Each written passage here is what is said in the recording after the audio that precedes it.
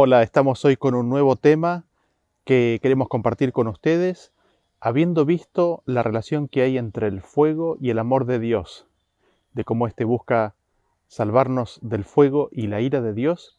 Ahora queremos considerar los eventos relacionados con la segunda venida de Jesús y específicamente el milenio. ¿Qué es lo que sucede con los impíos? ¿Qué es lo que sucede con los santos? En las Escrituras leemos de que hay referencias a una primera resurrección. ¿A qué hace referencia esa resurrección? ¿Cuándo ocurre eso? Todos estos eventos, la segunda venida de Jesús, la segunda resurrección, la primera resurrección, el milenio, nos interesa conocer en detalle lo que las Escrituras dicen y no solamente eso, sino la secuencia en la cual estos eventos ocurren. Así que vamos a dedicarnos a continuación a tratar de comprender y ver estos temas. Vamos a comenzar leyendo el versículo que se encuentra en Juan capítulo 5 a partir del versículo 28. Dice así: No os maravilléis de esto, porque vendrá hora cuando todos los que están en los sepulcros oirán su voz, y los que hicieron lo bueno saldrán a resurrección de vida, mas los que hicieron lo malo a resurrección de condenación. ¿Qué es lo que notamos de este versículo? Nos dice que todos oirán su voz y nos presenta a dos resurrecciones.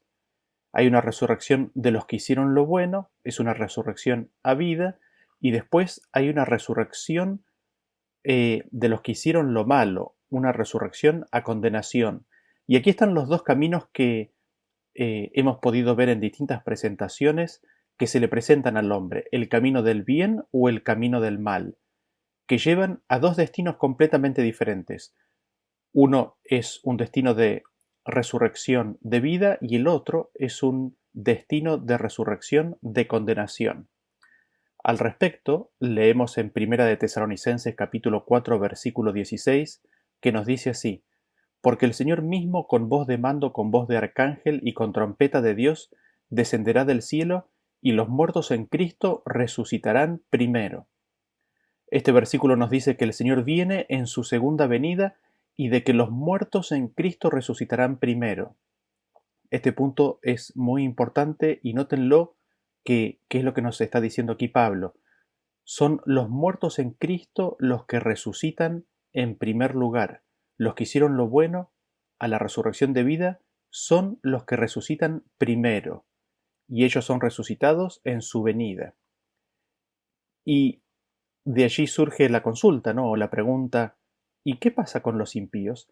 ¿Qué ocurre con los impíos en la segunda venida de Cristo? Al respecto vamos a leer una serie de versículos que nos va a señalar qué es lo que ocurre con ellos. El primero que vamos a leer se encuentra en Mateo capítulo 24 a partir del versículo 29 en adelante. Dice así: E inmediatamente después de la tribulación de aquellos días, el sol se oscurecerá y la luna no dará su resplandor, y las estrellas caerán del cielo, y las potencias de los cielos serán conmovidas. Entonces aparecerá la señal del Hijo del Hombre en el cielo, y entonces lamentarán todas las tribus de la tierra y verán al Hijo del Hombre viniendo sobre las nubes del cielo con poder y gran gloria. El siguiente versículo que leemos se encuentra en segunda de Tesalonicenses capítulo 2 a partir del versículo 8 en adelante. Dice: Y entonces se manifestará aquel inicuo a quien el Señor matará con el espíritu de su boca y destruirá con el resplandor de su venida, inicuo cuyo advenimiento es por obra de Satanás con gran poder y señales y prodigios mentirosos, y con todo engaño de iniquidad para los que se pierden, por cuanto no recibieron el amor de la verdad para ser salvos. Y leemos Apocalipsis capítulo 6 a partir del versículo 15 en adelante, que dice: Y los reyes de la tierra y los grandes, los ricos, los capitanes, los poderosos y todo siervo y todo libre, se escondieron en las cuevas y entre las peñas de los montes, y decían a los montes y a las peñas: Caed sobre nosotros y escondednos del rostro de aquel que está sentado sobre el trono y de la ira del Cordero, porque el gran día de su ira ha llegado, y ¿quién podrá sostenerse en pie? A la señal, a la nube, ¿qué es lo que vemos? Se lamentan todas las tribus de la tierra. El inicuo, el hombre de pecado, el Señor matará. ¿Cómo? Con el resplandor de su venida, con el espíritu de su boca. Y lo otro que vemos es que los que se pierden son los que son destruidos, ¿no? los que se pierden son los que perecen en esa venida. Estos, a la segunda venida de Cristo, claman a los montes y a las peñas que caigan sobre ellos y los escondan del Cordero y del rostro que está y del rostro de quien está sentado en el trono. Y vamos a encontrar confirmación de que los impíos a la segunda venida de Cristo perecen en los versículos que vamos a leer a continuación. El primero es el de Apocalipsis capítulo 19 a partir del versículo 11, que dice así: Entonces vi el cielo abierto, y aquí un caballo blanco, y el que lo montaba se llamaba Fiel y Verdadero, y con justicia juzga y pelea. El 20 sigue diciendo: Y la bestia fue apresada, y con ella el falso profeta, que había hecho delante de ella las señales, con las cuales había engañado a los que recibieron la marca de la bestia y habían adorado su imagen. Estos dos fueron lanzados vivos dentro de un lago de fuego que arde con azufre, y los demás fueron muertos con la espada que salía de la boca del que montaba el caballo, y todas las aves se saciaron de las carnes de ellos. En Jeremías capítulo 25, a partir del versículo 29, nos dice: Porque aquí que a la ciudad en la cual es invocado mi nombre, yo comienzo a hacer mal, y vosotros ¿seréis absueltos? No seréis absueltos, porque espada traigo sobre todos los moradores de la tierra, dice Jehová de los ejércitos. Tú pues profetizarás contra ellos todas estas palabras, y les dirás: Jehová rugirá desde lo alto, y desde su morada santa dará su voz. Rugirá fuertemente contra su morada, canción de lagareros cantará contra todos los moradores de la tierra. Llegará el estruendo hasta el fin de la tierra, porque Jehová tiene juicio contra las naciones, Él es el juez de toda carne, entregará los impíos a espada, dice Jehová. Así ha dicho Jehová de los ejércitos: He aquí que el mal irá de nación en nación, y grande tempestad se levantará de los fines de la tierra, y yacerán los muertos de Jehová en aquel día, desde un extremo de la tierra hasta el otro, no se endecharán, ni se recogerán, ni serán enterrados, como estiércol quedarán sobre la faz de la tierra.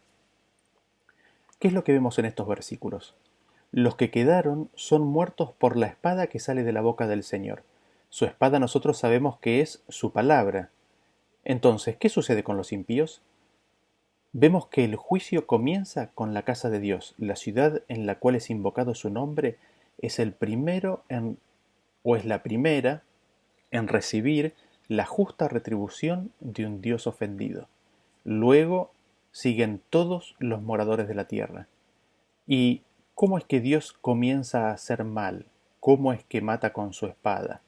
Hablando, dando su voz, sus palabras, anunciando el mal que se viene. Dice que nuevamente ruge contra su morada, su profeso pueblo, en primer lugar. Luego entrega a los impíos a la espada. Y noten ustedes la palabra, ¿no? Entrega. ¿A quién se los entrega? Se los entrega al enemigo del hombre. Dios deja de protegerlos, los entrega, los abandona, los deja librados a sus propias pasiones y se matan unos a otros. Los entrega a la espada al indicarle con su palabra a sus ángeles que no los protejan más. Esa es la espada. Así este versículo nos presenta que Dios tiene juicio contra todas las naciones de la tierra. Dios es el juez de toda carne, de todos los moradores de la tierra, y Él entrega a los impíos a la espada. Dios los entrega y no los puede proteger más. Los impíos se matan unos a otros, y los muertos así yacerán de un extremo de la tierra al otro extremo. Nadie quedará para enterrarlos ni llorarlos. Así tenemos en estos versículos una descripción de lo que sucede con los impíos a la segunda venida de Cristo. Veamos esta misma secuencia hablando del mismo evento en otro versículo, en otro lugar de la Biblia. La secuencia a la cual hago referencia es el juicio contra el profeso pueblo de Dios y luego contra el resto de todas las naciones. En Jeremías capítulo 4, a partir del versículo 6, dice así: Alzad bandera en Sión, huid, no os detengáis, porque yo hago venir mal del norte y quebrantamiento grande. El león sube de la espesura y el destruidor de naciones está en marcha, y ha salido de su lugar para poner tu tierra en desolación. Tus ciudades quedarán asoladas y sin morador. Por esto vestíos de cilicio, endechad y aullad, porque la ira de Jehová no se ha apartado de nosotros. Sigo en el 13. He aquí que subirá como nube y su carro como torbellino, más ligeros son sus caballos que las águilas. Ay de nosotros porque somos entregados a despojo. Lava tu corazón de maldad, oh Jerusalén, para que seas salva. ¿Hasta cuándo permitirás en medio de ti los pensamientos de iniquidad? Porque una voz trae las nuevas desde Dan y hace oír la calamidad desde el monte de Efraín. Decid a las naciones, he aquí, haced oír sobre Jerusalén. Guardas vienen de tierra lejana y lanzarán su voz contra las ciudades de Judá. Como guardas de campo estuvieron en derredor de ella, porque se rebeló contra mí, dice Jehová. Tu camino y tus obras te hicieron esto, esta es tu maldad, por lo cual amargura penetrará hasta tu corazón. Mis entrañas, me duelen las fibras de mi corazón se agita dentro de mí. No callaré, porque sonido de trompeta has oído, oh alma mía, pregón de guerra. Quebrantamiento sobre quebrantamiento es anunciado, porque toda la tierra es destruida. De repente son destruidas mis tiendas, en un momento mis cortinas. ¿Hasta cuándo he de ver bandera, he de oír sonido de trompeta? Porque mi pueblo es necio, no me conocieron, son hijos ignorantes y no son entendidos, sabios para hacer el mal, pero hacer el bien no supieron. Miré a la tierra, y aquí que estaba asolada y vacía, y a los cielos, y no había en ellos luz. Miré a los montes, y aquí que temblaban, y todos los collados fueron destruidos. Miré, y no había hombre, y todas las aves del cielo se habían ido. Miré, aquí el campo fértil era un desierto, y todas sus ciudades eran asoladas delante de Jehová, delante del ardor de su ira, porque así dijo Jehová: Toda la tierra será asolada, pero no la destruiré del todo. Por esto se enlutará la tierra, y los cielos arriba se oscurecerán, porque hablé, lo pensé, y no me arrepentí, ni desistiré de ello. ¿Qué es lo que notamos en estos versículos? Dios hace venir al mal. ¿Y cómo lo hace? Haciendo subir a alguien, permitiendo que alguien sube. ¿Quién es el que sube? Es el león, aquel que anda rugiente buscando a quien devorar. Entonces, ¿cómo hace venir Dios el mal? El versículo 13 que leímos recién nos dice, entregándolos al destructor, al león. Sube el león destructor, el destruidor de naciones. Él es él el que asolaba las naciones. Ha salido porque le es dejado, le es permitido. Es él quien dejará la tierra en desolación, quien destruirá las ciudades y las dejará sin morador. Al respecto, Isaías 14:15 en adelante, hablando de este león, nos dice así: Quebrantó Jehová el bastón de los impíos, el cetro de los señores, al que con ira hiría los pueblos de llaga permanente, el cual se enseñoreaba de las gentes con furor y las perseguía con crueldad, que puso al mundo como un desierto, que asoló sus ciudades, que a sus presos nunca abrió la cárcel. Aquí tenemos la obra de Satanás. ¿Y cuál es su obra? Herir a los pueblos con llaga permanente, con ira. Él es el que pone al mundo, o puso al mundo, o pondrá al mundo como un desierto. Es Él el que asola a sus ciudades. Y volviendo a considerar lo que leímos recién en el libro de Jeremías, es la maldad del profeso pueblo de Dios y de todos los moradores de la tierra que les viene encima. Su propia maldad les cae sobre sus cabezas. Son sus propias obras. Esto aflige terriblemente al Señor. Dios clama, mis entrañas, mis entrañas. Él es conmovido hasta las fibras más íntimas de su ser en la destrucción espantosa que el león devorador hace. Estos sufrimientos, esta angustia, este conmoverse del corazón, son los sufrimientos de Cristo, es la cruz invisible de Cristo. Toda esta situación le duele terriblemente a Cristo y sufre las agonías de tener que abandonar, entregar a aquellos que lo expulsan de sus vidas. El corazón de Dios se agita, se acelera en sus pulsaciones, porque no puede tolerar lo que se viene. Sin embargo, lo deja acontecer, porque eso es lo que ellos han elegido. Lo otro que vemos es que esta destrucción viene de repente. ¿Hasta cuándo?, se pregunta Dios. ¿Hasta cuándo tendré que oír el sonido de trompeta que anuncia destrucción? Así el pueblo de Dios, su profeso pueblo, y todos aquellos que son hijos de su creación, pero que abandonaron la casa del Padre y no volvieron, y no quieren saber nada con el Padre, todos ellos perecen en esta destrucción. En ese sentido, la Biblia en este versículo vuelve a usar los términos de Génesis 1. La tierra quedó desolada y vacía. No había morador. La tierra se queda sin morador. Entonces, a la venida de Cristo, nadie queda morando. Los impíos han sido destruidos. No hay hombre, no queda hombre sobre esta tierra. La tierra queda asolada, pero no destruida del todo. Al respecto, en Sofonías 3, capítulo 6 dice: Hice destruir naciones, sus habitaciones están asoladas, hice desiertas sus calles hasta no quedar quien pase, sus ciudades están asoladas hasta no quedar hombre, hasta no quedar habitante. Las naciones son destruidas, las habitaciones y las ciudades son desoladas hasta no quedar hombre, hasta no quedar un habitante. Todos muertos, no queda ser viviente sobre la faz de la tierra. Leamos otra descripción en otro texto de estos mismos eventos, de los eventos que rodean están en el momento de la segunda venida de Cristo y de qué es lo que sucede con los impíos específicamente. Esto lo encontramos en el libro de Isaías a partir del capítulo 24, versículo 1, que dice así: He aquí que Jehová vacía la tierra y la desnuda, y trastorna su faz, y hace esparcir a sus moradores. Y sucederá así como al pueblo, también al sacerdote, como al siervo hacia su amo, como a la criada a su ama, como al que compra al que vende, como al que presta al que toma prestado, como al que da al logro, así al que lo recibe. La tierra será enteramente vaciada y completamente saqueada, porque Jehová ha pronunciado esta palabra. Se destruyó, cayó la tierra, enfermó, cayó el mundo. Enfermaron los altos pueblos de la tierra, y la tierra se contaminó bajo sus moradores porque traspasaron las leyes, falsearon el derecho, quebrantaron el pacto sempiterno. Por esta causa, la maldición consumió la tierra y sus moradores fueron asolados. Por esta causa fueron consumidos los habitantes de la tierra y disminuyeron los hombres. Continúa en el 17. Terror, foso y red sobre ti, oh morador de la tierra. Y acontecerá que el que huyere de la voz del terror caerá en el foso, y el que saliere de en medio del foso será preso en la red, porque de lo alto se abrirán ventanas y temblarán los cimientos de la tierra. Será quebrantada del todo la tierra, enteramente desmenuzada será la tierra. En gran manera será la tierra conmovida.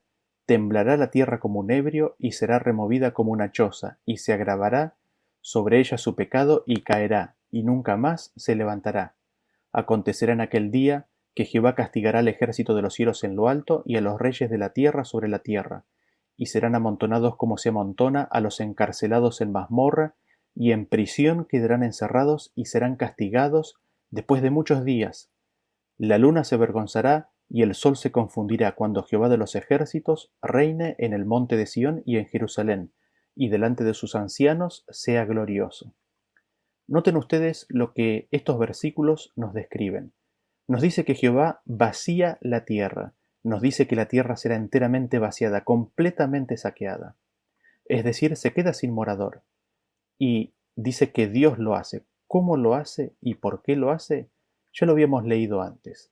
Dios los entrega al león destructor, los entrega a la espada, los entrega a sus propias pasiones desenfrenadas. El pecado se extermina a sí mismo. Ya habíamos leído cómo Satanás había sido descrito como aquel que con ira hería a las naciones, como aquel que puso al mundo como un desierto. Y el versículo nos explica que la tierra cayó, se enfermó, se destruyó bajo sus moradores. Son sus moradores lo que le han hecho esto. ¿Cómo? Porque traspasaron las leyes, falsearon el derecho, quebrantaron el pacto. Por esta causa fueron asolados los moradores de la tierra, por esta causa fueron consumidos los habitantes de la tierra, por esta causa la tierra sufrió y fue destruida. Nos dice que la tierra será quebrantada del todo, enteramente desmenuzada. En gran manera será conmovida. Nos dice que se agravará sobre ella su pecado y caerá. Nunca más se levantará. Dios la tendrá que hacer de nuevo. Y nos dice que serán amontonados y quedarán encerrados en prisión. Está hablando de los impíos. Y serán castigados después de muchos días. Y aquí tenemos a los impíos como siendo castigados después de muchos días, específicamente después de los 1000 años, después del milenio, que a la brevedad introduciremos. Recapacitemos entonces lo que hemos visto hasta este momento. La Biblia nos habla y nos presenta a dos resurrecciones, una resurrección para la vida, otra resurrección para la condenación. Nos dice que o lo que hemos visto es que al tiempo del fin los impíos y las naciones son entregadas al león destructor. Jesús viene y ocurre la primera resurrección. ¿Por qué? Porque los justos en Cristo resucitan primero. Todos los impíos perecen en la venida de Cristo. La tierra queda vacía y sin morador. Nadie queda vivo. Nos preguntamos entonces, ¿y los santos? ¿Y aquellos que fueron resucitados para vida? ¿Aquellos que son parte de esa primera resurrección? ¿Dónde están? Evidentemente no están en la tierra, porque nos dice la Biblia que la tierra se quedó sin morador. La respuesta la encontramos en otros versículos. En 1 de Tesalonicenses capítulo 4, versículo 14 nos dice: porque si creemos que Jesús murió y resucitó, así también traerá Dios con Jesús a los que durmieron en él. El 16 dice: porque el Señor mismo con voz de mando, con voz de arcángel y con trompeta de Dios, descenderá del cielo, y los muertos en Cristo resucitarán primero. Luego nosotros, los que vivimos, los que hayamos quedado, seremos arrebatados juntamente con ellos en las nubes para recibir al Señor en el aire, y así estaremos siempre con el Señor. Los muertos en Cristo resucitan primero. Después dice, luego los que vivimos, los que hayamos quedado. ¿Por qué? Porque no queda nadie más. Los que hayamos quedado, dice, serán o seremos arrebatados juntos en las nubes y recibiremos al Señor. ¿En dónde? En el aire. No recibiremos al Señor en la tierra, recibiremos a Cristo en el aire. Y noten ustedes qué hermoso que es esto, ¿no? El Señor nos es dado como nuestro Rey, como nuestro Señor. Qué momento de alegría y felicidad para todos los salvos. Después nos sigue diciendo que estaremos con Él para siempre. Nunca más nadie nos podrá apartar de Él. Pero aquí lo importante es que la recepción del Señor es en el aire. El que no reciba a Cristo en el aire, sino en la tierra, estará recibiendo a un falso Cristo. Después lo otro que notamos en este versículo es que Dios trae a Cristo y a los que son de Cristo hacia sí, hacia su trono, hacia su morada. Dios trae a Cristo y a los que son de Cristo los trae hacia sí mismo, es decir, los santos, los resucitados, los que hayan quedado vivos, que son de Cristo, son elevados, reciben a Cristo y Dios el Padre los trae a todos hacia sí, hacia su morada. Esto lo vemos un poquito en detalle en Marcos capítulo 13, a partir del versículo 26, cuando dice: entonces verán al Hijo del Hombre que vendrá en las nubes con gran poder y gloria, y entonces enviará sus ángeles y juntará a sus escogidos de los cuatro vientos, desde el extremo de la tierra hasta el extremo del cielo. Cristo juntará a los escogidos de los cuatro vientos, de toda la tierra, desde el extremo de la tierra, los juntará desde el extremo de la tierra hacia el extremo, el confín del cielo. Los llevará hacia o hasta el cabo del cielo. Así son trasladados de la tierra al cielo. En Juan capítulo 14, a partir del versículo 1 dice: no se turbe vuestro corazón, creéis en Dios, creed también en mí. En la casa de mi Padre muchas moradas hay, si así no fuera, yo os lo hubiera dicho. Voy pues a preparar lugar para vosotros, y si me fuere y os prepararé lugar, vendré otra vez y os tomaré a mí mismo, para que donde yo estoy vosotros también estéis. Cristo se fue a preparar morada para nosotros. Cristo vendrá otra vez, nos tomará hacia Él, es decir, Él se acercará, pero nos tomará y nos acercará hacia Él. Recibiremos a Cristo en el aire e iremos hacia las moradas que Él nos preparó. Esto tiene varios significados. Tocaremos esto en algún otro tema. La nueva Jerusalén, que después veremos que desciende del cielo y se posa en la tierra, es esa morada. Estando entonces los salvos, los santos, los justos en el cielo, nos preguntamos, ¿qué sucede con ellos? Lo leemos en los siguientes versículos. 1 Corintios capítulo 6, versículo 2 en adelante. ¿O no sabéis que los santos han de juzgar al mundo? Y si el mundo ha de ser juzgado por vosotros, ¿sois indignos de juzgar cosas muy pequeñas? ¿O no sabéis que hemos de juzgar a los ángeles? ¿Cuánto más las cosas de esta vida? En Apocalipsis 24 dice: y vi tronos y se sentaron sobre ellos los que recibieron facultad de juzgar, y vi las almas de los decapitados por causa del testimonio de Jesús y por la palabra de Dios, los que no habían adorado a la bestia ni a su imagen, y que no recibieron la marca en sus frentes ni en sus manos, y vivieron y reinaron con Cristo 1000 años. Pero los otros muertos no volvieron a vivir hasta que se cumplieron 1000 años. Esta es la primera resurrección. ¿Qué es lo que vemos en estos versículos? Los justos en el cielo reciben la facultad de juzgar. Los santos han de juzgar al mundo y a los ángeles. También vemos que los que habían muerto como mártires por causa de la persecución de los últimos días, vivieron, ellos fueron parte de la primera resurrección y reinaron con Cristo. Pero los otros muertos, los que quedaron en la tierra, los impíos, los que no fueron trasladados al cielo, los que no fueron parte de la primera resurrección, que es la de los justos, nos dice que ellos no volvieron a vivir hasta que se cumplieron 1000 años. Después dice, esta es la primera resurrección. ¿Cuál? La de los justos decapitados que volvieron a vivir. Esa es la primera resurrección, la de los justos resucitados. Y leemos en Apocalipsis capítulo 20 a partir del versículo 6 que dice: Bienaventurado y santo el que tiene parte en la primera resurrección. La segunda muerte no tiene potestad sobre estos, sino que serán sacerdotes de Dios y de Cristo y reinarán con él 1000 años. Son bienaventurados y santos los que tienen parte en la primera resurrección. Esta primera resurrección son los que son de Cristo. Son la de los santos. Es la que ocurre primero, es la primera resurrección. En estos, la segunda muerte no tiene potestad sobre ellos. Los que son parte de la primera resurrección no sufrirán la segunda muerte. Estos viven y reinan con Cristo por 1000 años. Sobre los demás, los que no tienen parte en la primera resurrección, es decir, los que son de la resurrección para condenación, la segunda muerte sí tiene potestad sobre ellos. Recordemos Juan capítulo 5, 28, con el cual empezamos este tema. Jesús dijo: Los que hicieron lo bueno saldrán a resurrección de vida, mas los que hicieron lo malo a resurrección de condenación. La resurrección de vida es la primera que ocurre y ocurre a la segunda venida de Cristo. La segunda resurrección, la de los impíos, no ocurrirá hasta después de que transcurran los 1000 años. Por eso dice, no volverán a vivir hasta que transcurran los 1000 años. Ellos resucitan, pero la segunda muerte tiene potestad sobre ellos. Vemos así que hay un lapso de 1000 años en la cual los justos, los santos, los salvos, los que son de Cristo, están juzgando y reinando con Cristo por 1000 años. Por otro lado, los impíos, los que no han aceptado a Cristo, los que lo han crucificado, los que lo han rechazado, los que lo han expulsado de su vida, yacen muertos sobre la tierra. Ellos no resucitarán, no vivirán nuevamente hasta que pasen 1000 años. Y lo volvemos a decir, ¿no? 1000 años tienen que pasar hasta que los otros muertos, los impíos, vuelvan a vivir. En esos 1000 años la tierra está desolada, está vacía, está sin habitantes. Y nos preguntamos, ¿pero qué respecto de Satanás y sus ángeles?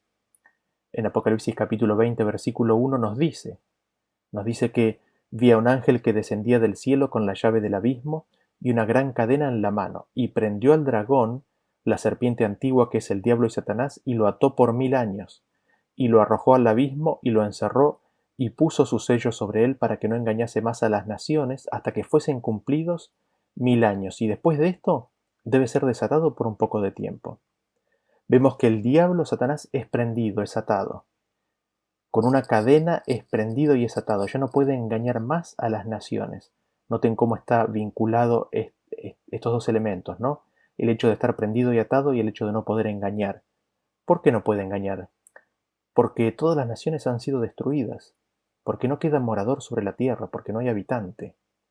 Después de eso, después de los 1000 años, es desatado por un poco de tiempo. Recordemos que los impíos vuelven a vivir después de los 1000 años. En 2 de Pedro, capítulo 2, leemos que dice así, ¿no? Porque si Dios no perdonó a los ángeles que habían pecado, sino que habiéndolos despeñado en el abismo más profundo con cadenas de oscuridad, los entregó para ser reservados al juicio. En Judas 6 nos dice, y a los ángeles que abandonaron el lugar de autoridad que Dios les había dado, ahora Dios los mantiene encadenados en prisiones de oscuridad en espera del gran día del juicio. Dios encadena a Lucifer con cadenas de oscuridad, reservado para el día del juicio. La prisión es de oscuridad.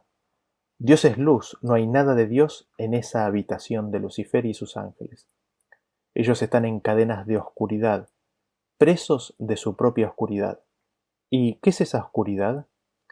Esa oscuridad es su lucha incansable contra el Hijo de Dios. Esa oscuridad es su rechazo al Hijo de Dios. Esa oscuridad es la ausencia de Cristo. Esa oscuridad es la lucha para establecer su identidad, no como hijos creados de Dios, sino buscando ser semejantes al Altísimo. Esa oscuridad es su lucha para alcanzar el valor a través de los logros, a través del esfuerzo propio. No el valor en ser hijos de Dios, sino el valor en lo que ellos hacen. Y ahora pueden ver lo que han hecho, ahora pueden ver el resultado de su obra: destrucción y ruina total, no solo propia, sino la de billones de seres. Y Satanás queda prisionero de la oscuridad de su propia obra y circunstancia que él mismo se forjó. Ahora no puede tentar a las naciones por 1000 años. ¿Por qué no puede tentar a las naciones? Porque no ha quedado hombre vivo. Los santos están en el cielo para nunca más ser tentados, mientras que los impíos están en el Seol. Por 1000 años él queda solo con sus ángeles para contemplar la obra de sus manos. En Isaías capítulo 14, a partir del versículo 18, leemos: Todos los reyes de las naciones, todos ellos yacen con honra, cada uno en su morada. Pero tú, echado eres de tu sepulcro como vástago abominable, como vestido de muertos pasados a espada, que descendieron al fondo de la sepultura como cuerpo muerto hollado. No serás contado con ellos en la sepultura, porque tú destruiste tu tierra, mataste a tu pueblo. No será nombrada para siempre la descendencia de los malignos. Todos los reyes de la tierra, cada uno yace en su tumba, están muertos. Cada uno fue enterrado con honra en su morada, la muerte. Sin embargo, Lucifer es echado como vástago abominable. No será contado con ellos. No será su fin con honra. ¿Por qué? Porque él destruyó la tierra y mató a su pueblo, a aquellos que lo habían elegido a él como su líder.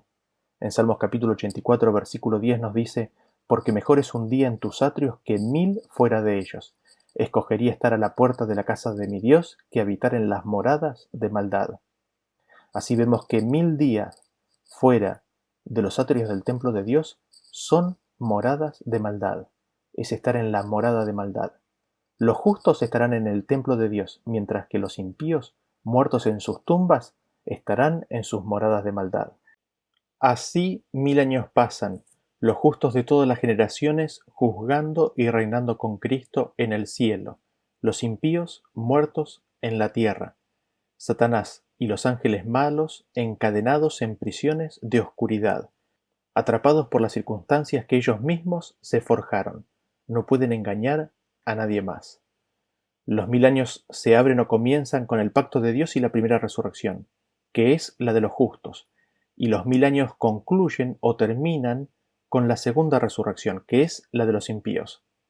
Veamos Apocalipsis capítulo 20, versículo 2 en adelante. Dice así: Y prendió al dragón, la serpiente antigua, que es el diablo y Satanás, y lo ató por 1000 años, y lo arrojó al abismo, y lo encerró, y puso su sello sobre él, para que no engañase más a las naciones, hasta que fuesen cumplidos 1000 años, y después de esto debe ser desatado por un poco de tiempo. Seguimos en el 5. Pero los otros muertos no volvieron a vivir hasta que se cumplieron 1000 años. El 7. Cuando los 1000 años se cumplan, Satanás será suelto de su prisión y saldrá a engañar a las naciones que están en los 4 ángulos de la tierra, a Gog y a Magog, a fin de reunirlos para la batalla, el número de los cuales es como la arena del mar. ¿Qué es lo que vemos? Satanás es atado por 1000 años. Esto significa o es de que no puede engañar más a las naciones. ¿Por qué? Porque no había más habitantes. Los otros muertos, es decir, los que no resucitaron en la primera resurrección de los justos, es decir, los impíos, no vuelven a vivir hasta que se cumplieron los 1000 años, es decir, resucitan después de los 1000 años. Así, la segunda resurrección, la de los impíos, es al final del milenio. Estos así son traídos a la vida, vuelven a vivir. El versículo nos dice que cuando se cumplan 1000 años, Satanás es suelto de su prisión y sale a engañar. Así vemos que la prisión de Satanás es que él no puede engañar a nadie porque no tiene a quién engañar. Esa es la prisión de Satanás. Cuando son resucitados los impíos, queda libre de su prisión y puede volver a engañar. Pero antes de la segunda resurrección vemos a Cristo y a los santos y a la Nueva Jerusalén descender del cielo sobre la tierra. En Apocalipsis capítulo 21 versículo 2 nos dice: Y yo Juan vi en la santa ciudad, la Nueva Jerusalén, descender del cielo de Dios, dispuesta como una esposa ataviada para su marido. Y oí una gran voz del cielo que decía: He aquí el tabernáculo de Dios con los hombres, y Él morará con ellos, y ellos serán su pueblo, y Dios mismo estará con ellos como su Dios. El 10 sigue diciendo: Y me llevó en el espíritu a un monte grande y alto, y me mostró la gran ciudad santa de Jerusalén, que descendía del cielo, de Dios, teniendo la gloria de Dios. Y su fulgor era semejante al de una piedra preciosísima, como piedra de jaspe, diáfana como el cristal. La santa ciudad, la Nueva Jerusalén, desciende del cielo. Esta ciudad desciende de Dios y tiene la gloria de Dios. ¿Por qué desciende?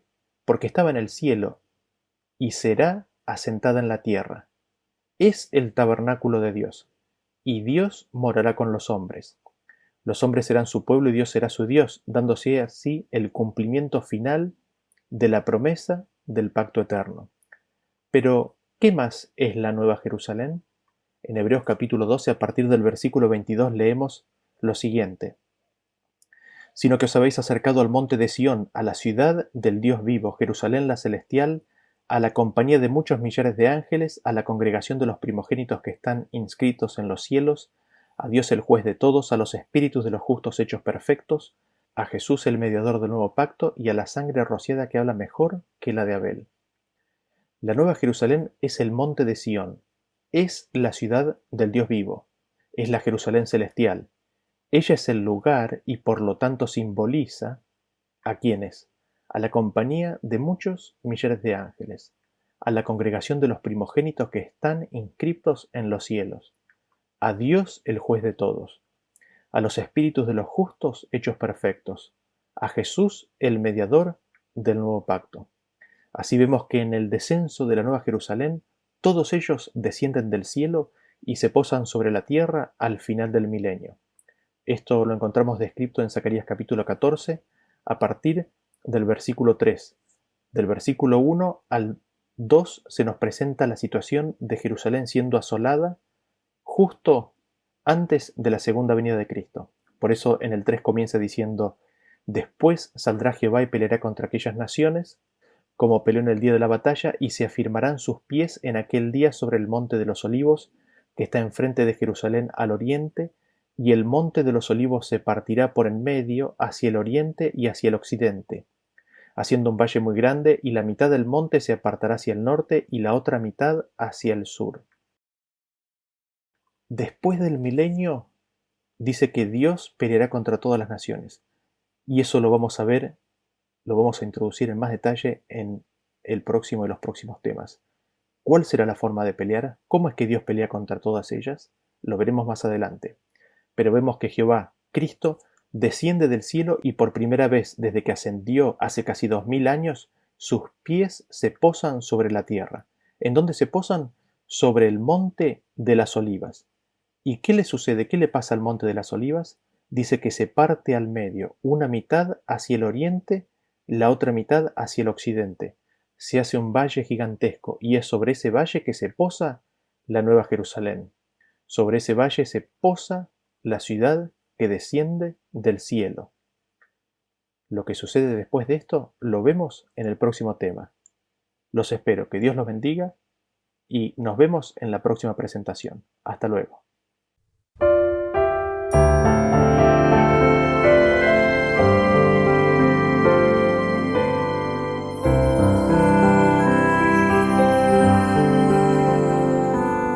Aquel pues que es poderoso para guardaros sin caer.